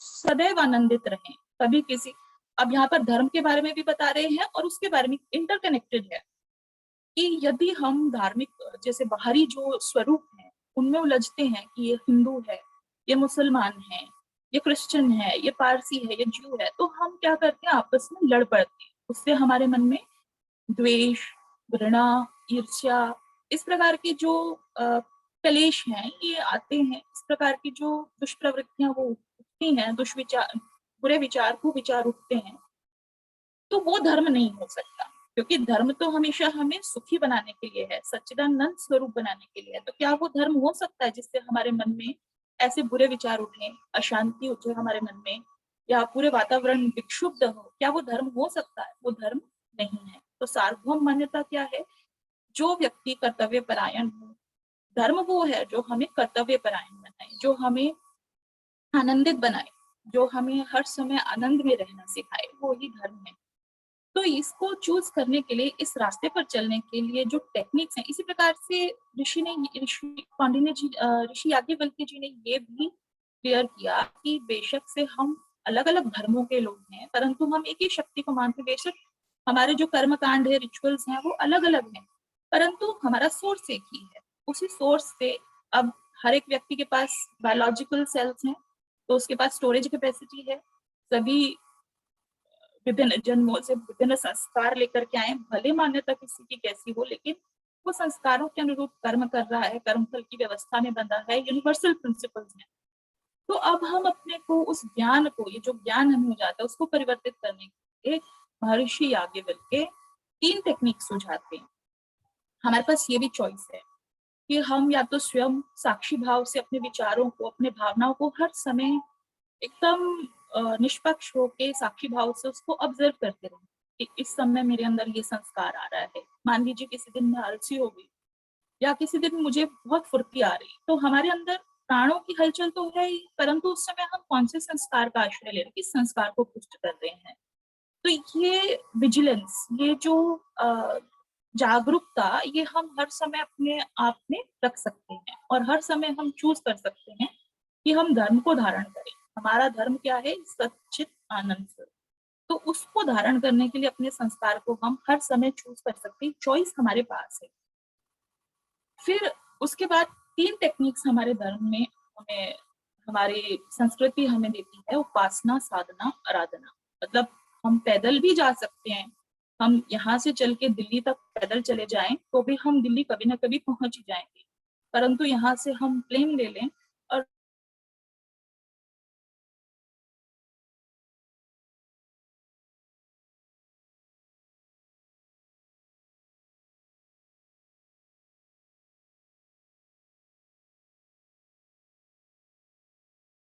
तथा नहीं हम कहेंगे, इसको हम कहेंगे कि हमारे संस्कृति का जो वरदान हमें मिला है गुरु शिष्य परंपरा का। तो हमें गुरु समझाते हैं कि बेटा ये संस्कार चूज करो, ये चीज चूज करो, तो हमें जीवन में ऐसे सफलता मिलेगी। तो वही चीजें हमें बताते, ज्ञान हमें देते हैं। अब हमारे ऊपर है कि हम उसे मानना है कि नहीं मानना। श्रद्धा है तो हम अवश्य मानेंगे, है ना। उसे निष्ठा रख करके उसे हम कर्म रूप में परिवर्तित करेंगे, और जब हम उसका अभ्यास करेंगे तो नेचुरल हमारे अंदर वो प्रज्ञा आएगी, तो ज्ञान आएगा, जो हम प्रैक्टिकल जिसे हम अप्लाई कर रहे हैं अपने जीवन में। तो यही तीनों चीजें करने के लिए श्रद्धा, प्रज्ञा और निष्ठा, तो ये तीनों चीजें कैसे? उपासना, साधना, आराधना, यही स्वरूप है। ये टेक्निक्स हैं कि जब हम उपासना करते हैं, जैसे गायत्री महाशक्ति जो है ब्रह्म का स्वरूप, तो हम जब उनका अवलंबन लेते हैं तो हमारे अंदर ये जो जन्मों जन्मों के संस्कार इकट्ठे हुए हैं, ये मान्यताएं, ये आदतें इकट्ठी हुई है, खिचड़ी पकी हुई है, पॉजिटिव की, नेगेटिव की, तो सब हमारे अंदर है। ये मत सोचे कि दूसरा व्यक्ति आज कुछ बुरा कर्म कर रहा है तो हमारे अंदर बुराई नहीं, हमारे अंदर भी वो संस्कार है। अगर कोई व्यक्ति अच्छा कर्म कर रहा है, अच्छे उसमें गुण है, तो वो हमारे अंदर नहीं है, ऐसा नहीं है, वो सब हमारे अंदर है। पर हम इस समय पे चूज क्या कर रहे हैं, तो वो हेल्प करती हैं। गायत्री शक्ति का जब हम अवलंबन लेते हैं तो ये जो सारी खिचड़ी पकी हुई है, इसे क्लेंस करने में, इसको गायत्री महाशक्ति ब्रह्मांड की वो शक्ति धारा है जिसका अवलंबन लेकर के हम अपने सभी आत्मिक प्रगति के सभी सोपानों को बहुत आराम से, धैर्य से जो है और सहजता से हम उन सोपानों को पा सकते हैं। तो चाहे फिर वो नर से नारायण की यात्रा हो, शूद्र से महान बनने की यात्रा हो, तो वो सब उसमें हम हमें हेल्प करते हैं। हमारी सपोर्टिंग एक सपोर्ट हमने लिया है ना, कि हम अकेले तो शायद हमें पता नहीं कितने जन्म लग जाएं, ये मनुष्य तन मिला है, हमने इसी जन्म में कुछ उल्टे सीधे काम किए, कुछ बुरे संस्कार, तो फिर उसी की तरफ रुझान हो जाएगा, तो अगले जन्म में क्या पता कौन सी योनि मिले। तो क्यों ना इसी जन्म को हम यूटिलाइज कर लें, इसी जन्म में हम गायत्री महाशक्ति का अवलंबन ले लें और अपनी श्रद्धा से जो है परमात्मा की जो है शरण में जाकर के जो समर्पण, विसर्जन, विलय की एक टेक्निक होती है, उसे अपना करके अपनी आत्मिक प्रगति करें। तो ये उपासना है और साधना यही है कि हर पल सजग रहना, हर पल इस बात के लिए सजग रहना कि हम बिल्कुल जैसे मुस्तैद एकदम से गार्ड होता है ना, वो रात को मुस्तैदी से पूरी वो करता है, चौकीदारी करता है। या फिर आप सोल्जर का एग्जाम्पल लीजिए, वो चौकीदारी करता है कि कहीं कोई दुश्मन कभी घात न लगाए बैठा हो और आक्रमण न कर दे। तो ऐसे ही जो जो बुरी चॉइसेस हैं या जो हमें पतन की ओर ले जाती हैं, तो हम एक सोल्जर की तरह, हमें एक सैनिक की तरह हमेशा जागरूक रहना कि हमारे अंदर कौन सा संस्कार इस वक्त हावी हो रहा है। तो हम अपने ऊपर एक गार्ड लगा के रखें, हम फिल्टर करते रहें अपने विचारों को, अपनी भावनाओं को। तो ये लाइफ लॉन्ग है और जीवन के 24 घंटों में ये 24 घंटों का कार्य है, क्योंकि हमारे किसी भी क्षण में अगर कोई ऐसी चीज हमारे अंदर एंटर कर जाती है, वो हमारे पता नहीं, जैसे अब आप एग्जाम्पल लीजिए, सबको पता है महर्षि विश्वामित्र इतनी साधना करते रहे, परंतु क्या था, क्या चक्र था कि मेनका को उनके मन में एक विचार आया और वो अपनी साधना, आराधना, जीवन सब भूल गए। और पता नहीं कितने वर्षों बाद जाकर के, हजारों वर्षों बाद जाकर के उनको होश आया कि मैं ये क्या कर बैठा। तो ये जो एक पल का हमारा जो कहते हैं सावधानी हटी दुर्घटना घटी, तो वो ना हो, तो वो साधना हमसे रिक्वायर्ड है। फिर आगे आ गई लास्ट जो हमारी टेक्निक है, आराधना। तो धर्म तभी सफल है, अब अग्नि क्या अपने लिए जलती है, सूर्य क्या अपने लिए जलता है, सूर्य जल करके पूरे विश्व को प्रकाश देता है, सबको जीवन देता है, सबको प्राण देता है। तो दूसरों को देने की वृत्ति, जो ये हमारी सेवा साधना है, ये दूसरों को देने की वृत्ति, दूसरों को सर्व करने की जो वृत्ति है, ये बहुत महत्वपूर्ण है। यही मनुष्य को अगली सीढ़ियों पर ले जाती है, देवत्व की ओर ले जाती है। नहीं तो हम तो दानव के संस्कार, पशु संस्कार, ये सब चूज कर तो हम अनकॉन्शियसली चूज कर ही रहे हैं और हम अनकॉन्शियसली ये सब करते करते यहाँ तक आ गए हैं।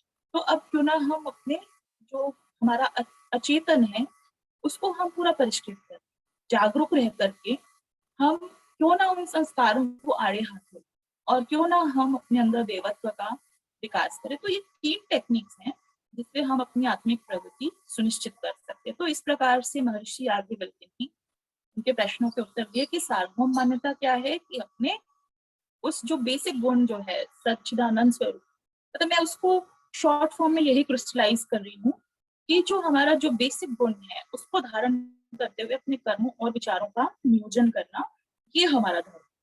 तो ये सार्वभौम मान्यता हमारी होनी चाहिए। कर्तव्य पालन करना, संयमी रहना, सारे सद्गुणों को अपना करके अपनी प्रगति को सुनिश्चित करना, ये हमारा। जी प्रणाम। प्रणाम भैया। जय गुरुदेव। जी दीदी, बहुत बहुत धन्यवाद। बहुत ही सारा संक्षेप में आपने इसको पूरा किया।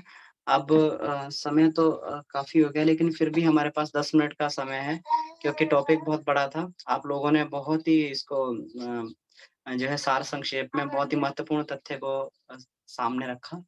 तो बाबूजी से निवेदन है कि नहीं, कोई प्रश्न हो तो प्रश्न पूछ सकते हैं। अभी 10 मिनट का समय है हमारे पास में। बाबूजी से निवेदन है, बाबूजी अपने आप को अनम्यूट करें। जी बाबूजी अनम्यूट है।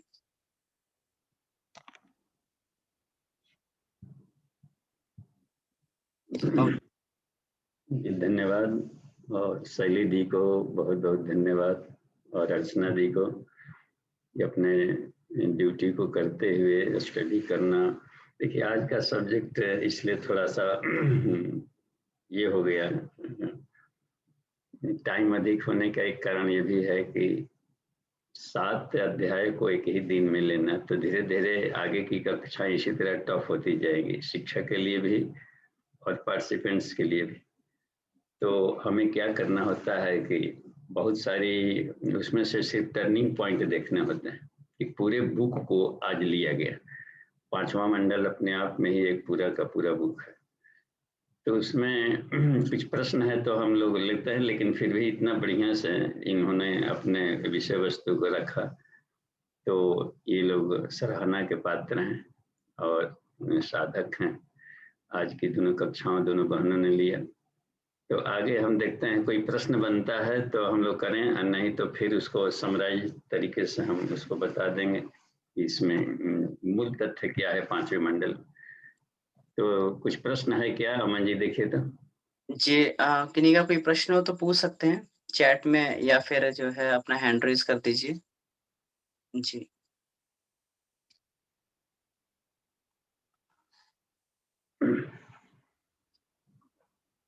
तो अभी तो बाबूजी अभी करंटली कोई प्रश्न नहीं बन रहा है इसमें। इसमें किसी का हैंड रेज भी नहीं है और इसमें चैट में भी नहीं है। तो 8 मिनट हैं, तो अपन इसमें सारा संक्षेप में बाबूजी आपका आशीर्वाद जो है लोग चाहते हैं इसमें। ये देखिए आप सभी को नमन। और जो 5वां मंडल है, अब तक से इसमें कुल 6 मंडल प्रज्ञोपनिषद में है, जिसमें से 4 मंडल का प्रज्ञा पुराण के रूप में आ गया है, और 5वां 6वां मंडल उपनिषद के ही रूप में भी है। तो मंत्र ज्यों के त्यों रखे गए हैं। प्रज्ञा पुराण में भी 4 खंड हैं, तो उसमें प्रज्ञोपनिषद के मंत्र हूबहू और टीका हूबहू रखा गया। उसमें राय रत्ती का भी हेर फेर नहीं रह गया। उसको समझाने की एक पौराणिक शैली होती है, कथानक शैली, तो थोड़ा सा सुलभ हो जाता है, जन सुलभ देहात के क्षेत्रों के लिए। लेकिन तत्वज्ञानी लोग चाहते हैं कि सीधे औपनिषदिक शैली, यानी कि सीधे विषय वस्तु का ही ऑपरेशन किया जाए, कथानक की उन्हें जरूरत नहीं पड़ती। तो ये उपनिषद है, तो उपनिषद शैली में हम देखें 5वें मंडल का मुख्य विषय है, ये सबसे कीमती है समझिए साधकों के लिए, चाहे वो चेतना पक्ष में जितने लोग अभी हम लोग दौड़ रहे हैं, मनोमय, विज्ञान में, आनंद में, कोष में, प्राण में कोष से शुरू हो जाता है, सूक्ष्म जो नहीं दिखाई पड़ता है, उससे अधिक रिलेटेड है ये 5वां मंडल। और इसमें प्रश्नकर्ता भी देखिए कितने उच्च स्तर के हैं, भरद्वाज ऋषि।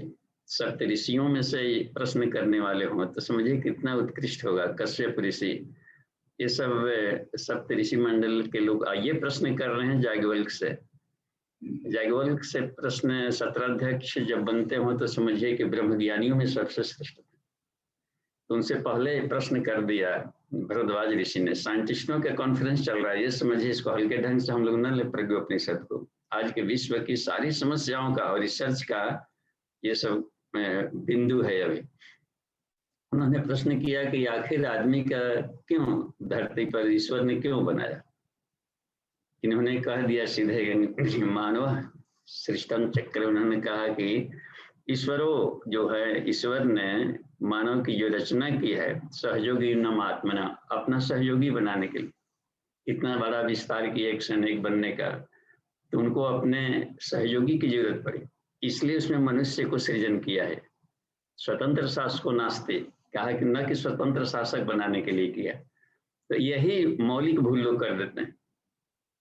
अपने को देवता बनाने और धरती को स्वर्ग बनाने के लिए ही मनुष्य का अवतरण हुआ, मात्र 2 काम, और इन दोनों लक्ष्य को भूल गया। ये सबसे बड़ा डिमेरिट है आज के मनुष्य जाति का, और इसको हटाना, इसको कहा कि इस दोष दुर्गुण को हटाना सबसे बड़ा पुरुषार्थ। दोषाणाम दुर्गुणानाम च वारणम सत्प्रवृत्ति च धर्तुम च संपदा देवी। इसे कहा कि 2 पुरुषार्थ में काम है। एक तो अपने इस दोषों को हटाएं और अपने को इस लायक बना दें ताकि हम धरती के लिए यूजफुल हो जाए, अपने आप के लिए यूजफुल हो जाए। बार बार जन्म लेने की जो श्रृंखला है और बंधनों में कचड़े दुख सहने का, ये श्रृंखला भी हटानी है इसी बॉडी सिस्टम से, मनुष्य से। तो कश्यप ऋषि देखिए कितने बड़े बड़े साइंटिस्ट थे। कश्यप ने इस पर एक 12 क्वेश्चंस, जिसको कहते हैं प्रति प्रश्न, ये उभार दिए कि प्रयास तो लोग करते हैं, लेकिन उसमें हमने देखा है कि साधक सफल बहुत कम होते हैं। करोड़ों में से कोई एक निकल पड़ पाता है इसमें। चाहे आत्म सुधार करना हो तो भजन पूजा पाठ करना अलग बात है, लेकिन अपने संस्कारों को बदलना, और ये बहुत इसमें सफल बहुत कम लोग हो पाते हैं। और साथ ही साथ में बड़े बड़े लोगों को देखा गया है कि ऊंचाई पर चढ़ करके नीचे गिरते। तो उन्होंने कहा, एक बात कहे कि देखिए, जैगवल जी बहुत बड़े साइंटिस्ट थे, उन्होंने कहा कि देखिए एतत् सुविदितम तथ्यम, यह एक सुविदित तथ्य है कि प्रवाहो वारिणः स्व, पानी का बहाव हमेशा ढलान की तरफ होता है। निम्नम धावति भूमि सा गुरुत्वाकर्षण रीता, इसमें एक सूत्र दिया है कि जैसे गुरुत्वाकर्षण का सिद्धांत होता है, पृथ्वी अपने तरफ से खींच ले, तो हमारे वो चेतन मन में जन्म जन्मांतरों के संस्कार उसमें चित्त में चिपके रहते हैं, पार्श्विक प्रवृत्तियां, और वो क्या करती है, गुरुत्वाकर्षण की तरफ दबाव डालती है साधक को नीचे की तरफ ढकेलने के लिए। वो बहुत सक्रिय रहती है, हमेशा रात दिन सक्रिय रहती, सारा जीवन भर का ज्ञान फेंक देगा आदमी, और वो संस्कार के अनुसार करने लगता है। फिर आकर जहाँ वैसा एटमोस्फियर वाला, तो वो और भी चुमकर तो जगता है, उछाल कर बाहर देता। और इसको दबाने के लिए, हटाने के लिए जो भावनात्मक पुरुषार्थ करे उसी को साधना करते हैं, देखिए। और वही ऊंचा उठ पाता है, ऊंचा न लोकाश्य गच्छन्ति सद्गति प्राप्नुवन्ति च, वही ऊंचे लोगों को जाएगा, सदगति पाएगा जो आत्म परिष्कार करे। इसमें फॉर्मूला पूछे हैं कि आत्म परिष्कार का सहज स्टेप क्या है। तो इतना जागवल जी सहज स्टेप बताए। तात आत्म परिष्कार चतुर्विध है, 4 तरीका है। समीक्षा, संस्कृतस्य विकासोन्निमित्तस्ता, आत्म समीक्षा, आत्म सुधार, आत्मनिर्माण और आत्म विकास। ये कितना सरल सूत्र बताया, जिसमें आसन प्राणायाम जैसे कोई बात ही नहीं रखा। अपनी गलतियों को हम लोग ढूंढ हैं, इसी को मेडिटेशन किया आंख बंद करके, कि अपने आदर्श में, ईश्वर में अपने तुलना करें, अपना जो भी आदर्श चुन लिया उसमें अपने को कॉम्पिटिटिव स्टडी करें, सेल्फ पोस्टमार्टम करें, उसको हटाया जाए और खुद अपने आप को शानदार बनाया जाए, उसको फिर इम्प्लीमेंटेशन किया जाए। और इसी के लिए कहा कि उन्होंने कहा ये इम्प्लीमेंटेशन करने में कि उसमें सेवा कंपलसरी होता है, ठीक है, समझा गया, अपने आप को ऐसा बनाया गया। और सेवा में उतरना, मेच्योरिटी जल्दी आती है फील्ड में उतरेंगे तो, और फील्ड में उतरने को होता है तो उसमें एक बहुत बड़ा बैरियर ये आता है फील्ड में कि जहाँ जाएंगे अच्छा काम भी करने तो 10 आदमी टॉन्टिंग करने वाले मिल जाएंगे। बड़े जितने अच्छे, थोड़ा सा पूंजी आपने बचाया ना, देख कितना कंजूसी से बचा करके लोग सेवा के लिए निकाल, हाँ फोकट का माल मिल गया होगा इसलिए बांट रहा है, देखिए कितना माने। तो ये जो कूदते हैं उनको ये जान लेना चाहिए कि ये सारे आएंगे हम पर आरोप।